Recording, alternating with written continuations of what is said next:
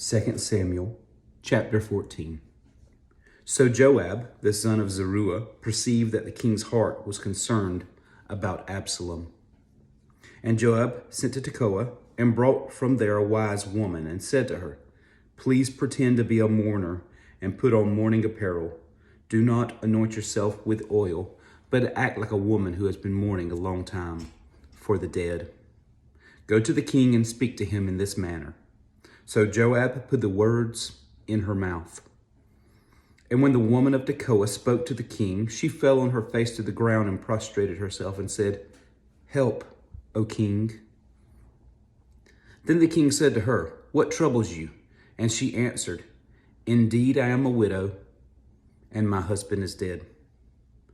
Now your maidservant had 2 sons, and the 2 fought with each other in the field, and there was no one to part them, but the one struck the other and killed him. And now the whole family has risen up against your maidservant, and they said, 'Deliver him who has struck his brother, that we may execute him for the life of his brother, whom he killed. And we will destroy the heir also.' So they would extinguish my ember that is left, and leave to my husband neither name nor remnant on the earth." Then the king said to the woman, "Go to your house. I will give orders concerning you." And the woman of Tekoa said to the king, "My lord, O king, let the iniquity be on me and on my father's house, and the king and his throne be guiltless." So the king said, "Whoever says anything to you, bring him to me, and he shall not touch you any more." Then she said, "Please let the king remember the Lord your God, and do not permit the avenger of blood to destroy any more, lest they destroy my son." And he said, "As the Lord lives, not one hair of your son shall fall to the ground." Therefore the woman said, "Please let your maidservant speak another word to my lord the king." And he said, "Say on." So the woman said, "Why then have you schemed such a thing against the people of God?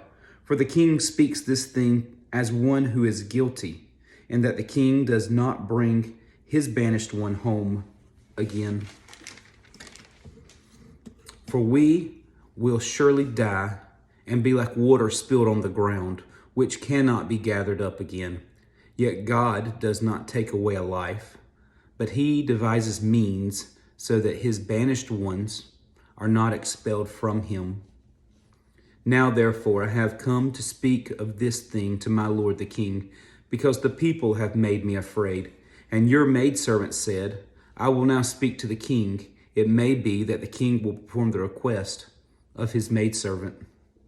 For the king will hear and deliver his maidservant from the hand of the man who would destroy me and my son together from the inheritance of God. Your maidservant said, 'The word of my lord the king will now be comforting. For as the angel of God, so is my lord the king in discerning good and evil. And may the Lord your God be with you.' Then the king answered and said to the woman, 'Please do not hide from me anything that I ask you.' And the woman said, 'Please let my lord the king speak.' So the king said, 'Is the hand of Joab with you in all this?' And the woman answered and said, 'As you live, my lord the king, no one can turn to the right hand or to the left from anything that my lord the king has spoken. For your servant Joab commanded me, and he put all these words in the mouth of your maidservant. To bring about this change of affairs, your servant Joab has done this thing, but my lord is wise according to the wisdom of the angel of God, to know everything that is in the earth.' And the king said to Joab, 'All right, I have granted this thing. Go therefore, bring back the young man Absalom.' Then Joab fell on the ground and on his face and bowed himself and thanked the king. And Joab said, 'Today your servant knows that I have found favor in your sight, my lord, O king, and that the king has fulfilled the request of his servant.' So Joab arose and went to Geshur and brought Absalom to Jerusalem. And the king said, 'Let him return to his own house, but do not let him see my face.' So Absalom returned to his own house, but did not see the king's face. Now in all Israel there was no one who was praised as much as Absalom for his good looks. From the sole of his feet to the crown of his head, there was no blemish in him. And when he cut the hair of his head, at the end of each year, he cut it because it was heavy on him. When he cut it, it weighed the hair of his head at 200 shekels, according to the king's standard. To Absalom were born 3 sons and 1 daughter, whose name was Tamar. She was a woman of beautiful appearance. And Absalom dwelt 2 full years in Jerusalem, but did not see the king's face. Therefore Absalom sent to Joab to send him to the king, but he would not come to him. And when he sent again the second time, he would not come. So he said to his servants, "See, Joab's field is near mine, and he has barley there. Go and set it on fire." And Absalom's servants set the field on fire.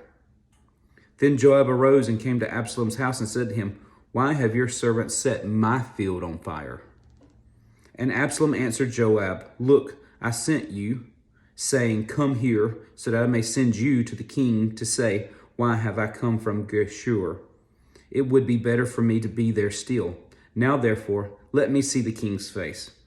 But if there is iniquity in me, let him execute me." So Joab went to the king and told him. And when he had called for Absalom, he came to the king and bowed himself on his face to the ground before the king. Then the king kissed Absalom.